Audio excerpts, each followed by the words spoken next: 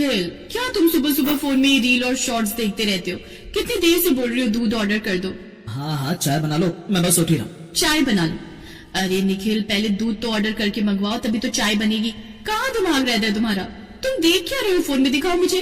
कुछ नहीं, वो मेरठ वाली न्यूज की वीडियो देख रहा था। बस पूरे फोन में यही न्यूज घूम रही है और तुम भी होके यही देखे जा रहे हो। मत देखो, दिमाग खराब होता है, तरह तरह के बुरे बुरे ख्याल आते हैं मन में। और वैसे भी मॉर्निंग टाइम में ये सब मत देखा करो, कुछ अच्छा देखो, वरना दिमाग में यही सब घूमता रहेगा। अब छोड़ो ये सब और दूध ऑर्डर कर दो प्लीज। हाँ, साथ में रस का पैकेट और बिस्किट भी कर देना। और मेरे फेवरेट पता है ना कौन से हैं? यस डार्लिंग, मुझे पता है। तुम्हारे फेवरेट कौन से हैं? क्रीम वाले बिस्किट। मेरे प्यारे पतिदेव, तुम मेरी हर पसंद और नापसंद का ख्याल रखते हो। अब जल्दी से ऑर्डर करो, वरना मैं फिर से गुस्सा हो जाऊंगी और तुम्हें ड्रम में डाल दूंगी। क्या? वर्षा जोर जोर से हंसते हुए किचन में चली गई। निखिल ने ऑनलाइन दूध बिस्किट ऑर्डर कर दिया। तभी निखिल के दोस्तों के ग्रुप मैसेजेस आने लगे, जिनमें ड्रम वाली घटना की वीडियोस, फोटोज, न्यूज शेयर होने लगी। तभी वर्षा ने किचन से आवाज लगाई, निखिल देखो दरवाजे की घंटी बजी है, दरवाजे पर कोई आया है। ओह हाँ, देख रहा हूँ, डिलीवरी आई होगी। निखिल ने ऑर्डर लिया और कुछ देर बाद रेडी होकर ऑफिस चला गया। एक दिन शाम को जब निखिल ऑफिस में लंच कर रहा था, तभी उसका दोस्त उसके पास आया। वो बड़ी परेशानी में था। क्या हुआ अजय, तू इतना सुस्त क्यों है और घबराया हुआ भी है? क्या ही बताऊं, मेरी बीवी कल शाम एक नीला ड्रम खरीद कर आई है। बोल रही है टंकी का पानी चला जाता है, इसीलिए पानी भर के रखा करेगी। गर्मी आ रही है तो पानी की ज्यादा जरूरत होती है। अब तभी से मुझे अजीब अजीब से ख्याल आ रहे हैं, और ऊपर से वो न्यूज देखी नीले ड्रम वाली, तो मुझे तो समझ ही नहीं आ रहा कि अभी सुनीता को ड्रम खरीदने की क्या जरूरत थी जब ये वाली न्यूज चल रही थी। पागल है क्या? खरीद लिया होगा। नीला ड्रम स्टोर करके रखने के लिए होता है, बहुत से घरों में होता होगा। ये अलग बात है कि तेरे और मेरे घर में ड्रम नहीं है नीला वाला। कोई बात नहीं, खरीद लिया होगा, इतना ध्यान मत दे। निखिल ने अपने दोस्त अजय को समझा दिया, पर शाम के समय जब निखिल खुद घर पहुंचा तो उसके तो तोते उड़ गए जब उसने देखा कि उसके घर के आंगन में भी एक नीला ड्रम रखा हुआ है। निखिल के हाथ पैर फूलने लगे। तभी वर्षा कमरे से बाहर आई। ये देखो निखिल, मैंने नीला ड्रम खरीदा है, सोच रही हूँ उसमें सारा कबाड़ भर कर रखा करूंगी। अरे पूरे घर में इधर उधर पुराने पेपर, छोटे मोटे टूटे फूटे सामान पड़े रहते हैं। अब ये एक जगह बना दूंगी, जो भी चीज हो अपनी तुम इसमें भर दिया करना, फिर कबाड़ी वाला आएगा तो हम उसे बेच दिया करेंगे। आज से पहले तो तुम्हें कभी नीले ड्रम की जरूरत नहीं पड़ी, अचानक से कबाड़ रखने की जरूरत कैसे पड़ गई? और नीला ड्रम ही क्यों? कोई बास्केट या पुराने बैग में भी तो रख सकती थी, नीले ड्रम में कबाड़ क्यों रखना? अरे बाजार में भी पसंद आ गया तो ले लिया, इसमें इतना सवाल करने की क्या जरूरत है? एक नीला ड्रम ही तो है, इसमें इतना घबराने की क्या बात है? मुझे समझ नहीं आता नीले रंग के ड्रम को इतना डरावना क्यों बना दिया है। मुझे लगता है न्यूज देख देख कर तुम सबका दिमाग खराब हो गया। मैं तो इसी में सामान रखूंगी, रोक कर दिखाओ। वर्षा गुस्से में रसोई में चली गई। पता नहीं, एक तो घर के लिए चीज खरीदो, घर की साफ सफाई का ध्यान रखो, और ऊपर से बातें सुनो कि ऐसा क्यों किया, वैसा क्यों किया। कोई प्रशंसा नहीं, बस ऑफिस से आए और सुना दिया। मैं तो इसी ड्रम में सामान रखूंगी, मेरी मर्जी। निखिल चुपचाप आंगन में रखे नीले ड्रम को घूरने लगा। उसका दिमाग तरह तरह की कल्पनाओं में उलझ गया। कहीं वर्षा ने भी नहीं नहीं नहीं, ये सब न्यूज का असर है। लेकिन अचानक से नीला ड्रम और कबाड़ रखने के लिए कहीं ये भी नहीं। निखिल दिमाग मत खराब कर। निखिल ने खुद को समझाया कि ये सब उसका वहम है, लेकिन उसकी बेचैनी कम नहीं हो रही थी। उसने ठान लिया कि वो रात को ड्रम की सच्चाई जानकर रहेगा। रात को वर्षा किचन में बर्तन समेट रही थी और निखिल चुपके से आंगन में गया। उसने धीरे धीरे ड्रम का ढक्कन उठाया।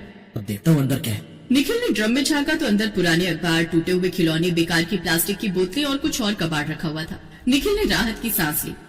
सच में कबाड़ ही है, मैंने तो बेकार में दिमाग खराब कर लिया था। निखिल तुम यहाँ क्या कर रहे हो? अरे वो मैं तो बस देख रहा था कि तुमने क्या रखा है ड्रम में। निखिल की बात सुनकर वर्षा हंसते हुए उसके पास आई और बोली, तुम्हें तो सच में नीले ड्रम का फोबिया हो गया है। मैं कब से कह रही थी कि न्यूज मत देखा करो। अब देखो ना, अपने ही घर में डर रहे हो। क्या तुम्हें मुझ पर इतना ही विश्वास है? हाँ यार, तुम सही कह रही हो, मैं बेकार में पैनिक कर रहा था। वैसे ड्रम में तुम्हें डालने का प्लान अभी कैंसिल कर दिया, लेकिन अगली बार दूध ऑर्डर करना भूल गए तो सोच लेना। हाँ वैसे I love you too Varsha, and sorry. मैं भी पता नहीं ये फोन में न्यूज देख देख कर तुम्हारे बारे में कितना गलत सोच रहा था, अपने रिश्ते को खराब कर रहा था। निखिल और वर्षा एक दूसरे के गले लग जाते हैं। निखिल ने ठान लिया कि वो न्यूज और बेकार की अफवाहों से दूर रहेगा।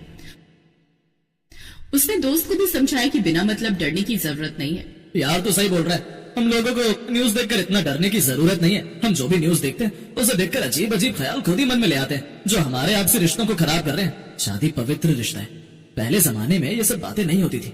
आजकल हम तरह तरह की खबरों को सुनकर अपने बारे में भी वैसा सोचने लगते हैं, लेकिन दुनिया में कभी गलत नहीं सोचेंगे। तो हमें सामने वाले के बारे में भी सोचना चाहिए कि हर कोई मुस्कान और साहिल की तरह दरिंदा नहीं होता, जो सौरभ जैसे एक बेकसूर और इतना प्यार करने वाले लड़के को पल भर में मार दे। ऐसा काम जो लोग करते हैं शायद उनका दिल ही नहीं होता। तभी वर्षा और स्नेहा जाते हैं। उन दोनों ने कैफेटेरिया में निखिल और अजय की बातें सुन ली थी। भैया आपने बिल्कुल सही कहा, हम दोनों इसीलिए यहाँ आए हैं क्योंकि हम जानते थे कि आप दोनों अभी भी इसी बात को लेकर परेशान होंगे। पर आप दोनों की बातें बिल्कुल सही है। कम से कम आपने इस बात पर यकीन तो किया कि हर लड़की मुस्कान और हर लड़का साहिल नहीं होता। रिश्तों में विश्वास जरूरी है। पति पत्नी का रिश्ता प्यार और विश्वास की नींव पर टिका होता है।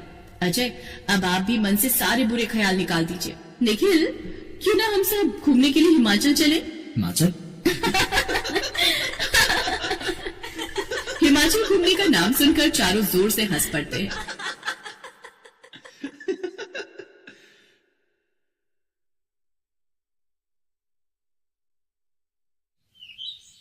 अरे कुछ नहीं, नकली चोटी लगाकर आती है वो, मुझे सब पता है। एक दिन मैंने वॉशरूम में देखा था, इतने छोटे छोटे बाल थे उसके, और फिर जब वो क्लास में आई तो भाई साहब ये लंबी चोटी।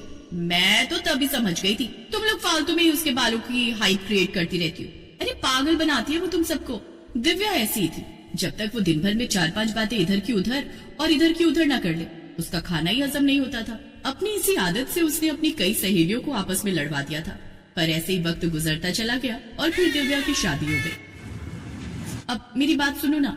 हाँ हाँ भाई, क्या हो गया? तब से दिमाग खाई जा रही हो। दिमाग नहीं खा रही हूँ, कुछ बताना चाहती हूँ। लो बैठ गया सब छोड़ छाड़ के, बताओ क्या बात है? वो गली नंबर 4 की शर्मा आंटी को जानते हो ना? वो जो मोटी सी है? हाँ हाँ वही। अरे बहुत ही बुरी औरत है वो, एक तो खा खा कर मोटी हो गई है, ऊपर से सबसे चुगली करती फिरती है। तुमने ये बताने के लिए मुझे यहाँ बैठा है? नहीं, ये बताने के लिए नहीं, बल्कि ये बताने के लिए कि उस मोटी की लड़की भाग गई है। भाग गई मतलब? अरे उसका किसी लड़के से चक्कर था तो दोनों ने भागकर शादी कर ली। हाँ तो ठीक ही किया उसने। अरे पर वो लड़का ब्राह्मण भी नहीं है। हाँ तो क्या हुआ? वैसे दिव्या, ये जो तुम कर रही हो ना, इसे भी चुगली ही कहते हैं। हाय कैसी बातें कर रहे हो आप? मैं चुगली कर रही हूँ? अरे इसे चुगली नहीं कहते, इसे तो वो हाँ बताओ ना, क्या कहते हैं? इसे तो बस बात बताना कहते हैं, और क्या। तुम भी ना गजब करती हो। चलो अब मैं नहाने जा रहा हूँ, और तुम ना जरा अपनी ये आदत छोड़ दो यहाँ से वहाँ करने की, वरना किसी दिन बड़ी दिक्कत में पड़ जाओगी। हाँ ठीक है, जाओ आप। अब तो बात ही करना बेकार है। अपने पति से बहस करने के बाद दिव्या कपड़े प्रेस करने लगती है। फिर उसी शाम, अरे दिव्या इधर तो आओ। जी मम्मी जी, मैं और तुम्हारे पापा मंदिर जा रहे हैं। अच्छा ठीक है मम्मी जी, 1 मिनट। वो मंदिर के पास जो लड़की बैठती है ना, फूल बेचने वाली, अरे वो गोरी सी। कौन? आरती? हाँ, क्या हुआ उसे? उससे प्रसाद मत लेना आप लोग। क्यों भाई, क्या बुराई है उसके प्रसाद में? हाँ, और हम तो इतने सालों से उसी की दुकान से प्रसाद ले रहे हैं। अरे नहीं मम्मी जी, पता है वो विधवा है। नहीं, वो तो सिंदूर लगाती है, मुझे याद है अच्छे से। हाँ, वो इसलिए ताकि उसकी दुकान चलती रहे। मतलब ये कि प्रसाद तो हमेशा सौभाग्यवती से ही लेना चाहिए ना। मुझे तो किसी ने बताया कि उसका पति तो 2 साल पहले ही मर गया था, पर फिर भी उसने सिंदूर लगाना नहीं छोड़ा। अब बताइए, ऐसी धोखेबाज औरत से प्रसाद लेंगे क्या आप? ओहो दिव्या, तुम भी ना, मतलब किसी ने तुम्हारे कानों में कोई बात डाल दी और तुमने यहाँ उड़ेल दी। क्यों? उड़ीली नहीं है पापा जी, मैंने तो बस करो दिव्या, पता नहीं तुम्हारी आदत कब जाएगी। ये कहकर महेश और रीना मंदिर के लिए निकल गए। उधर दिव्या धीरे से बड़बड़ाने लगी। भलाई का तो जमाना ही नहीं है। एक तो इनके भले की बात कहो, ऊपर से ये सब लोग कहते हैं कि मैं चुगली करती हूँ। अरे ये कोई चुगली है भला? मेरी तो कदर ही नहीं है इस घर में। दिव्या गुस्से में रसोई में गई और खाना बनाने की तैयारी करने लगी। फिर उसने जैसे ही फ्रिज खोला, लो सब्जी नहीं है तो खाना क्या बनाऊं, अब मुझे ही सब्जी लानी पड़ेगी। झल्लाई दिव्या ने झट से झोला उठाया और घर में ताला लगाकर सब्जी मंडी की तरफ तेज कदमों से चल पड़ी। तभी वो एक आदमी से जोर से टकरा गई। टक्कर की वजह से वो दोनों ही गिर पड़े और फिर माफ करना बेटी, तुम ठीक तो हो ना? दिखता नहीं है क्या आपको अंकल? उफ, ये सारे बुढ़े एक जैसे होते हैं। एक मेरे ससुर जी ने दुनिया में सब कुछ अच्छा ही अच्छा दिखाई देता है, उन्हें उस प्रसाद वाली में कोई बुराई नहीं दिखती, और एक आप जिन्हें रास्ते में चलते लोग दिखाई नहीं देते। अरे बाप रे, इतना गुस्सा सेहत के लिए ठीक नहीं है बेटी। मेरी सेहत की चिंता आप मत करो, और जाकर अपनी आंखों का चेकअप कराओ। वो गली देख रहे हैं, वहाँ डॉक्टर गुप्ता बैठता है, उसके पास मत जाना, चाहे कहीं भी चले जाना। क्यों भाई, क्या बुराई है उसमें? अरे ढोंगी है ढोंगी। पिछले साल उसकी दुकान पर स्वास्थ्य विभाग का छापा पड़ा था। डिग्री विग्री सब फर्जी निकली थी उसकी, लेकिन यहाँ के बेवकूफ लोग फिर भी उसी के पास जाते हैं। बताओ। ठीक है, नहीं जाऊंगा उसके पास। दिव्या ने रंगा के सामने गुस्से से हाथ जोड़े और वहाँ से भन्नाती हुई निकल गई। लेकिन जाते जाते उसने डॉक्टर गुप्ता की बुराई करने में भी कोई कसर नहीं छोड़ी थी। फिर रात को, हाँ जी मैडम, शादी को 40 साल पूरे होने वाले हैं, बताओ तुम्हें क्या तोहफा चाहिए? कुछ नहीं चाहिए मुझे। तो ठीक है, फिर हम अपनी पसंद से लेकर आएंगे तुम्हारे लिए तोहफा। अच्छा जी, ऐसा क्या खास है? खास तो है पर अभी नहीं, 2 दिन बाद दिखाएंगे, शादी की सालगिरह वाले दिन। रसोई के बाहर बैठकर महेश और रीना एक दूसरे से बात कर रहे थे। जो रसोई में काम कर रही दिव्या सुन रही थी। फिर थोड़ी देर बाद, क्या दे रहे हो गिफ्ट में मम्मी पापा को? ओ शिट, मैं तो भूल ही गया कि उनकी एनिवर्सरी है। कल ही कोई अच्छा सा गिफ्ट लेकर आता हूँ। आप ना अपने पापा से सीखो, कितने साल हो गए उनकी शादी को, वो तब भी मम्मी जी से कितना प्यार करते हैं। मतलब तुम कहना क्या चाहती हो? अरे फर्स्ट एनिवर्सरी पर मैंने तुम्हें सोने की अंगूठी दी थी। हाँ तो इतना बड़ा गिफ्ट भी नहीं ले आए थे तुम मेरे लिए। दिव्या को ये भी नहीं पता था कि उसके ससुर उसकी सास को क्या गिफ्ट देने वाले हैं, पर वो उससे पहले ही अपने पति से भिड़ गई। लड़ाई हुई तो दिव्या गुस्सा होकर घर से बाहर पार्क में जाकर बैठ गई और वहीं बेंच पर एक पुराने से कपड़ों में एक लड़की बैठी रो रही थी, जिसे देखकर दिव्या ने अपना गुस्सा कुछ कम किया और उससे पूछा, तुम कौन हो और ऐसे रो क्यों रही हो? कुछ नहीं दीदी, बस ऐसे ही। अरे बताओ भी। दीदी मेरा नाम महिमा है और मैं गली नंबर 5 में रहती हूँ। वहाँ मेरा ससुराल है, पर मेरे ससुराल वाले बहुत खराब है। मैं दिन भर काम करती हूँ लेकिन किसी को मेरी कदर ही नहीं है।